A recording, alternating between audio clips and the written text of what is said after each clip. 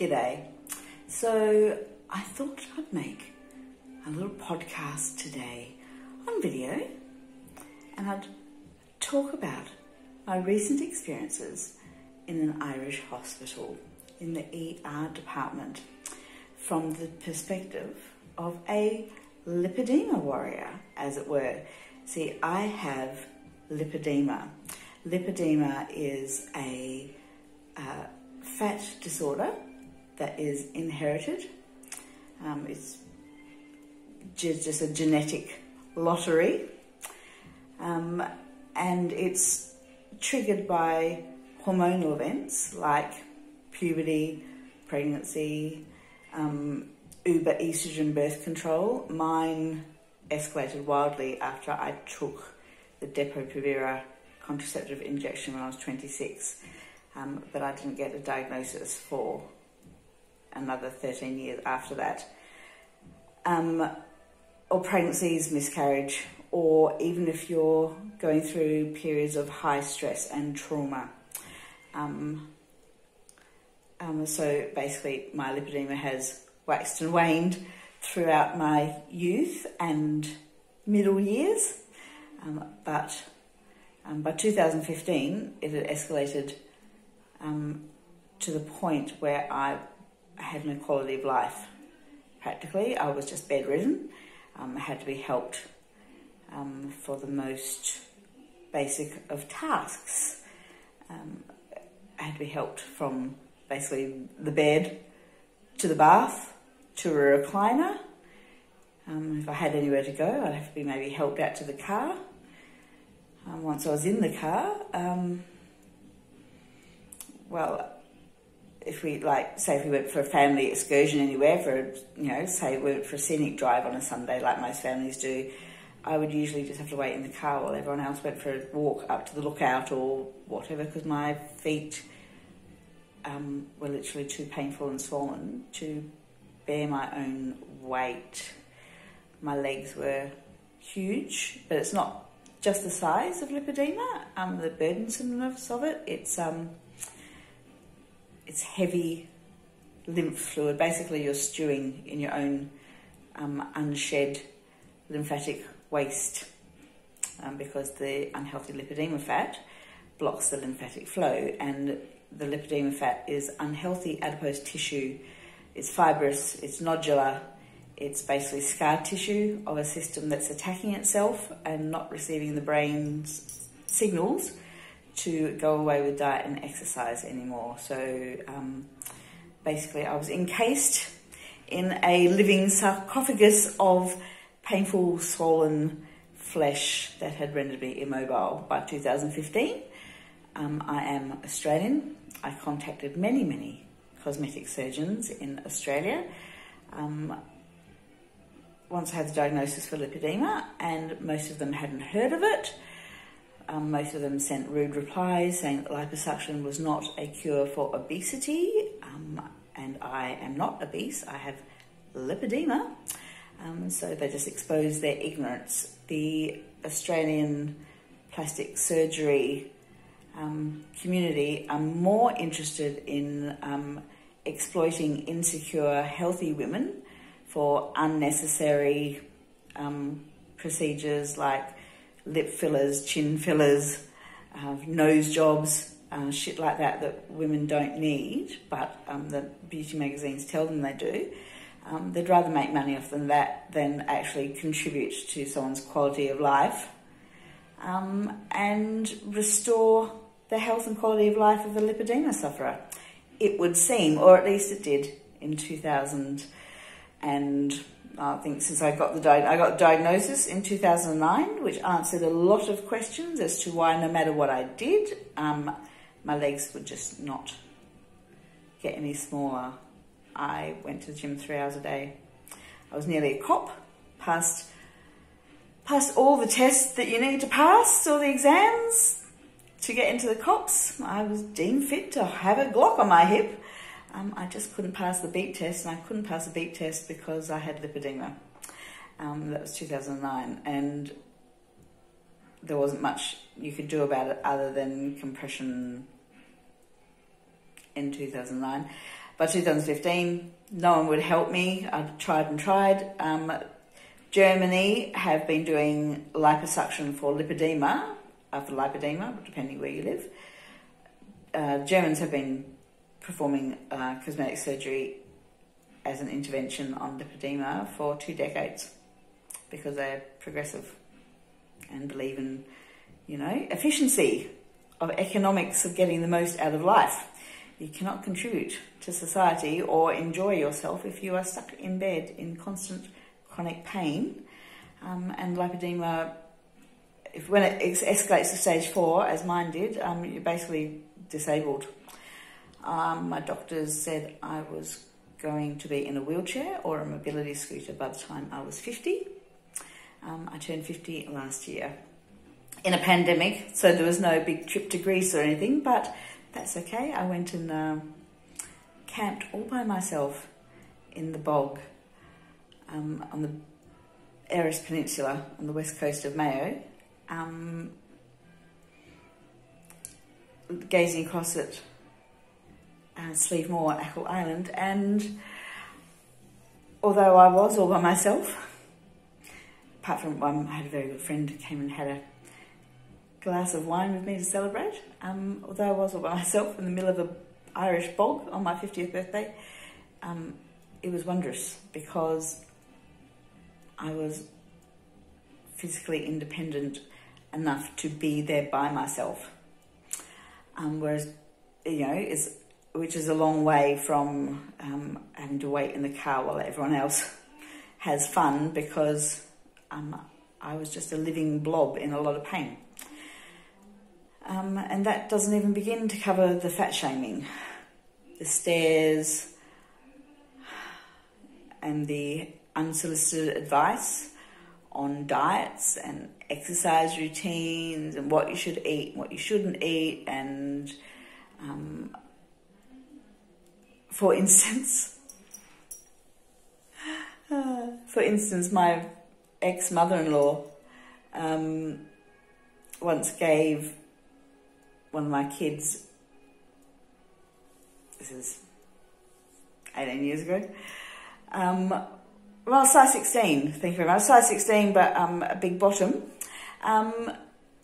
She gave him like a second-hand mobile phone as a toy to play with, upgraded, so she gave the kid the second-hand one. And it was her husband's actually, but they forgot to delete their contacts, and my very clever little boy was quite distressed when he recognised his mum's phone number stored under the name Fat Bum, because that's all I was to a lot of people. I was just fat. I wasn't a person. I wasn't someone who, for example, had been stalked, manipulated, and trapped in a domestic violent relationship before I was of legal age to vote, and then had many babies to a man that had complete control over me and whatever. That didn't matter. None of my achievements, my degree, my work as a journalist in a small town, my contributions to local community, endless volunteer hours ever since I was little, none of that matters to the fat shamers, because I was just stored in the phone as Fat Bum. Not affectionately, because these people are just horrible to me behind my back and often in front of me. But when you have lipedema, sometimes you just have to be the better person. Sticks and stones and all that. A couple of years ago, I thought, I wrote a whole bit on stand-up called Sticks and Stones. And then I turned on Netflix and Mr. Chappelle had beat me to it. He does have a bit more of a case, to be fair. But yes, the old adage is true, sticks and stones may break my bones, but names will never hurt me unless, you know, but it does become wearisome after 30 years of people telling you how awful you are, only because you weigh more than they do. It's illogical. I weigh more than other people. It does not make me a bad person. I'm not lazy. I'm not greedy. I don't eat shit all the time. I'll have a chocolate bar, yeah, but I won't eat shit all the time. I played sport all the way through my childhood. Even when I was 27, I was chronically depressed because I had lipedema mainly, and in an abusive relationship, and 3 kids. But I still wanted to play hockey in my local club.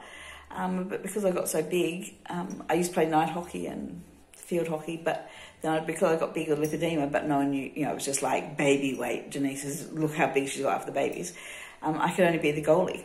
That's okay, I like goalie because I'm a defender and I'm a bit ruthless, so I'm the sort of goalie that throws herself on the ground and dives, and I don't care if I get bruises, and as long as I've got a helmet on, I'll put my head in the way of the ball.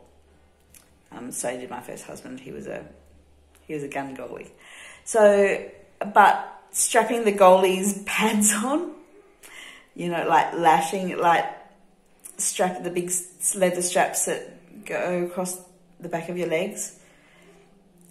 My sister played in the same team, and she'd have to lash me into these things, and the only way it would stay on firmly is if she pulled the straps in really tightly, so they were like cutting into the flesh, so I looked like a ham with bulges of like disgusting flesh, so I felt sticking out in between the goalie pad straps, and people would stare at me, but I'd carry on because my choice was to stay in my room staring at the 4 walls,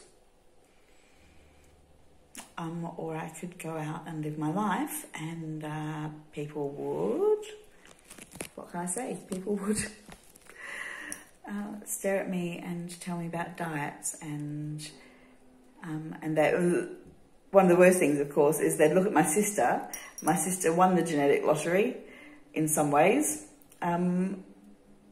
She didn't get lipedema, or initially. So she was very skinny. She did manage to develop an eating disorder because of my family's fat shaming. Everyone hates fatties, and particularly fat women in my family. So when little me became a fat woman, I found myself feeling quite unloved, shall we say. Some family members told me that side of me disgusted them, even though I was not eating as much as them and exercising more than them. Some people get lucky, some don't. When I worked in the strip industry 10 years ago, 12 years ago, there was a great girl that I worked for. I was on the counter at this point, and this girl was a dancer and a laundry masseuse, and she went in with a client, and he came out, and she was like, "Oh, men shit me." I'm like, "What?" He goes, "Oh, you got a great figure. What gym do you go to? What workout do you do?" And she goes, "I sit on the couch and eat pies." He's like, "What?" She says, "Yeah." She's like, "I do fuck all. I sit on the couch and eat pies. I'm just lucky. My mum does stuff all. She's a skinny bitch too. We're just lucky." So she was just lovely. She was lovely to me because she understood. She didn't have to work hard to be really skinny, and she could see that I worked really hard and I still wasn't going to be skinny. And no one will ever describe me as skinny. I was astonished once when a lovely Irish comedian over here described me as a tiny little woman. And I thought he was taking the piss at first, and then I realised that it was post-op. And I had liposuction. I had 36 litres removed from the waist down. And tall men, all they see is my face and my cleavage, and I'm like a little mushroom. So my bottom half of me that used to look like Mr. Wobbly Man from Noddy. I used to look like that, like a butternut squash. Once I had liposuction, someone even said I was top heavy, which made me laugh, because I thought, well, I've been called bottom heavy for 30 years. I'm happy enough to be top heavy for the next 30. But anyway, on to lipedema and experience in a hospital. You see, lipedema usually affects women from the waist, usually affects women from the waist down, the hips, thighs and buttocks, and their ankles swell, and I had fat pads on my feet even, because I was extremely affected. But it can also affect the upper body, and I am, yes, that's right, I'm lucky enough to have my upper arms be affected by lipedema as well. So I have the bingo wings, as people call them. But that's okay. There are worse things. The only thing is that they are painful and they are heavy. Like, they're really heavy. Just brushing your hair is like exhausting. When I had the Depo-Provera injection when I was 26, contraception, 3 days after I had it, I got out of bed, brushed my hair, and I had purple stretch marks running up my arms. That quickly my weight just exploded. But no one where I was had heard of lipedema, so I was just aware of the causal effect. I was warned that the contraceptive Depo-Provera injection would cause weight gain, but no one said, oh, it could trigger like a fat disorder and you will just spend the rest of your life in hell. No one said that to me. So I thought, oh, a couple of pounds here, a couple of pounds there. If I get pregnant again, I'm only going to get bigger. So the contraceptive injection was going to help me. So I thought I was very, very wrong. So anyway, I went to the hospital a couple of weeks ago because the GP referred me. I had a sore arm. Still have a sore arm. I'll just go to a physio, I think. Had a sore arm. And when I got to the hospital in the west of Ireland, in Mayo, bear in mind we're still in the middle of a pandemic, so there's still the COVID regulations and stuff. So I didn't really want to go. I didn't feel it was an emergency, but obviously they were erring on the side of caution because I'm in my 50s and overweight as far as their BMI little scales go, so they're probably checking I didn't have a fucking stroke. Oh, and also some stupid intern wanker, English he was, decided a couple of years ago that I was anxious. And so now whenever I go anywhere, on my medical records, the doctors write down suffers from anxiety. So I'm treated as a hysteric, usually, before I even front up. It shits me to tears. But this time, I turned up to the hospital and the first triage nurse was brilliant. He knew what he was doing. He got a blood pressure cuff, which was extra large, because lipedema in your arms really hurts the painful tissue and the painful fluid build-up. When you get your blood pressure taken, if it's a small cuff, it's too tight, it's agony, absolute agony. In point of fact, when I went to hospital the third time for liposuction, I was actually woken up by a nurse in the middle of the night to take my blood pressure, and he was too lazy to go and get a proper size cuff. So he was like trying to hold the small cuff together with his bare fingers to get a reading, even though he knew he was hurting me. 3 times he did that before he bothered to sigh and, you know, shuffle off down the corridor to find another blood pressure cuff that wouldn't hurt me. Like, I was already in recovery from shock and trauma of losing 12 litres of my body, and that nurse couldn't be bothered at 1 o'clock in the morning to go and get like a proper blood pressure cuff, so he was making me worse. But anyway, I phoned up to Castlebar Hospital, and first triage nurse was brilliant. And then when I got through to the second station, as it were, take you back to the ER, and I had to tell it all again to a second nurse and a third nurse that came in. The second and third nurses were women, and they looked like they might be fellow Lippy sisters, actually, because they had the same body shape as me. And but one of them had actually heard of lipedema, and she had heard of it because apparently someone on Love Island had been diagnosed with it. So I'm all for lipedema awareness. It had reached the medical profession in Castlebar by hook or by crook off popular telly. So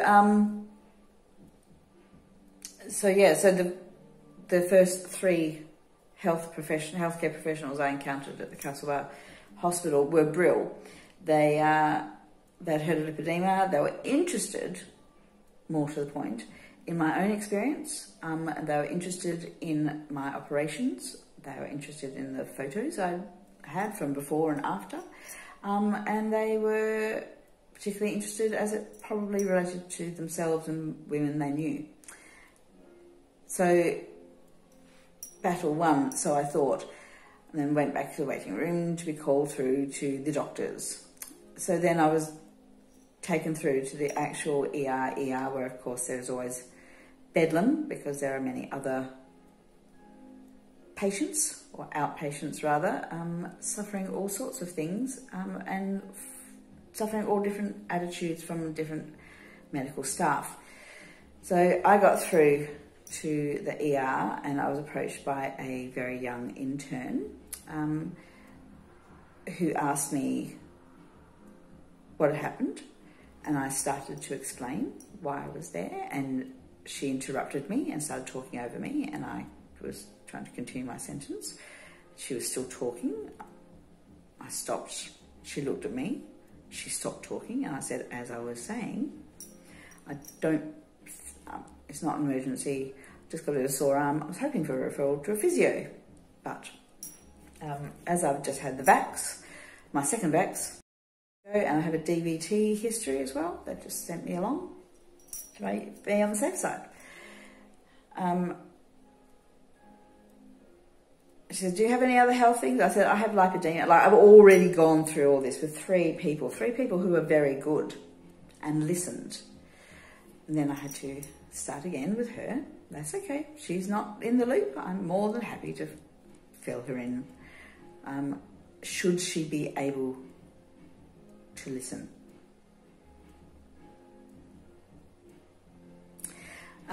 So then her supervisor came in, another doctor, and, well, a qualified doctor, and he asked me again what had happened, and I was like, fine, I will tell you as well. This is only the 5th person just in the hospital itself, without counting the admin and the GP and the phone calls and the, all for something I didn't think was a fucking emergency.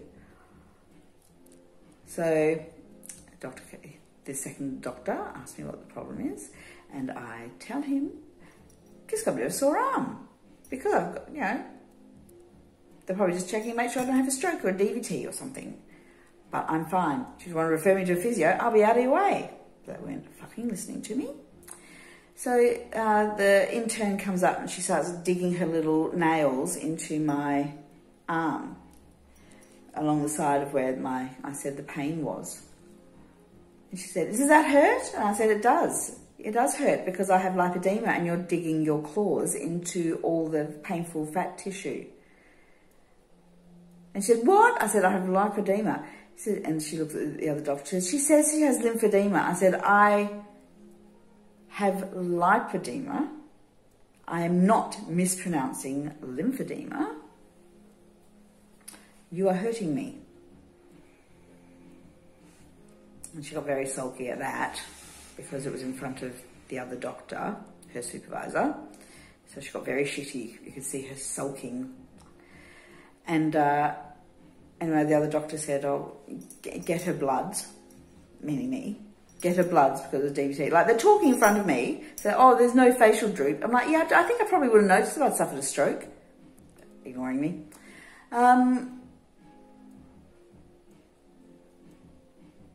Get her bloods in case there's DVT.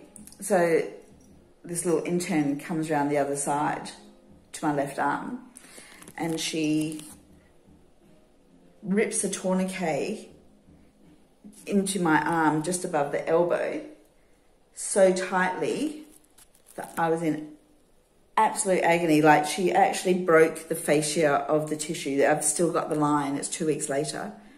3 weeks late, nearly 3 weeks later. And I still have the mark from where she ripped a tourniquet into me and left a bruise. It was in so much pain, and bear in mind, I'm still, of course, behind a fucking mask like this because of COVID. And so, it was so painful, I thought I was going to have to tap out. And I said to her, holy moly, you really didn't get the memo about lipedema pain, did you? And she's still got the tourniquet on, and now she's turned my hand over and she's slapping the back of my hand, which has very clearly a collapsed vein on it. You can see the furrow in it. You can see it right there. She's slapping that. And I said, there's no point slapping my hand. That vein has collapsed. And she looks at me. She's still slapping while she's staring at me. I said, that vein collapsed when I had surgery 4 years ago. If you'd asked me, I would have told you that the other arm is better. So she said, are you all right? I said, no, I'm not. You're hurting me. So she unclipped the tourniquet and walked around the other side. And then she put the tourniquet in again on the other arm. Still got the mark, and the bruise has only just faded after 2 weeks. From where she did it again, and you could tell that she was really enjoying hurting me because she felt a bit embarrassed about like looking like a dickhead in front of her supervising doctor. But he'd walked off by now, so she thought she could just be as cruel as she liked with someone that she didn't care about. This fat middle-aged woman sitting in the chair in the ER, giving her lip. Oh, she's a qualified doctor. She must be much cleverer than everyone around her. So she was really enjoying hurting me. And she walked off. And opposite me, sitting in the cubicle, was an elderly lady. An elderly Irish lady. Let's call her Maggie, shall we? Maggie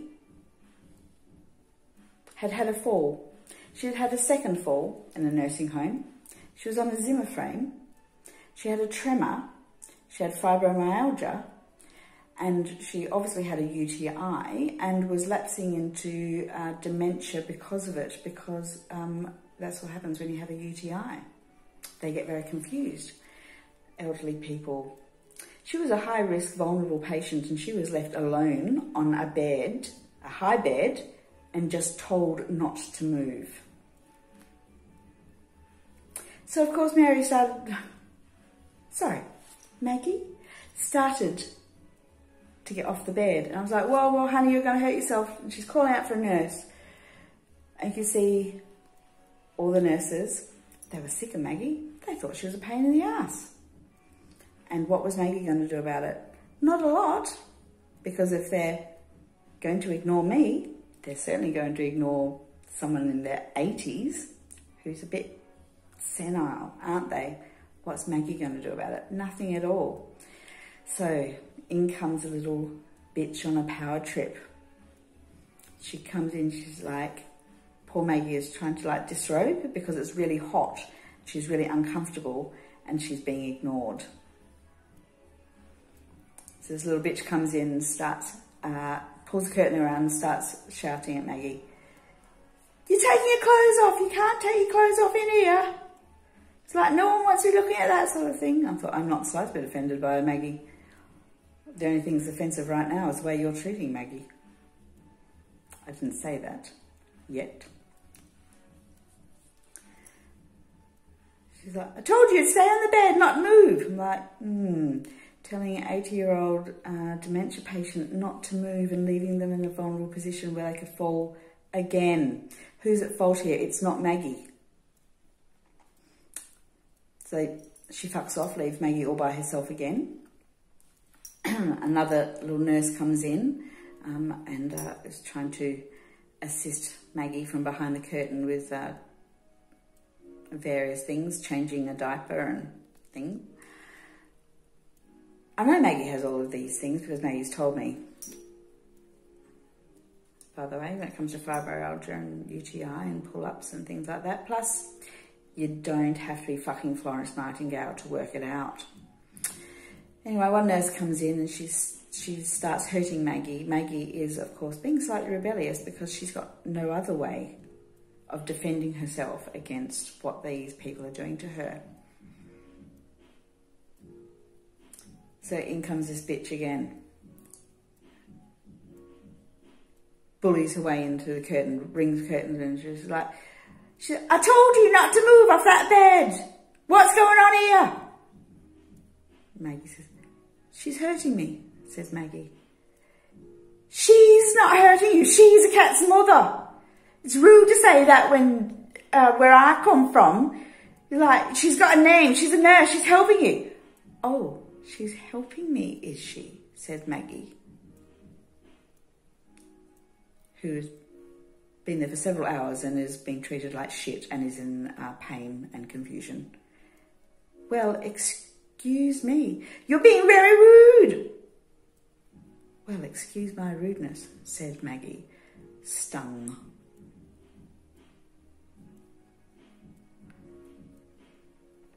Well, it was very rude. Where I come from, you don't talk like that. It's rude. There's a moment's pause. And then Maggie, God bless her, said quietly and with venom, and which part of England do you come from, dear? Which made me laugh out loud from the other side of the curtain, obviously.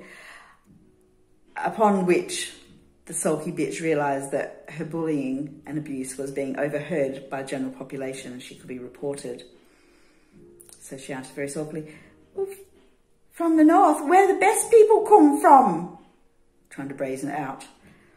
A second later, ow! From Maggie.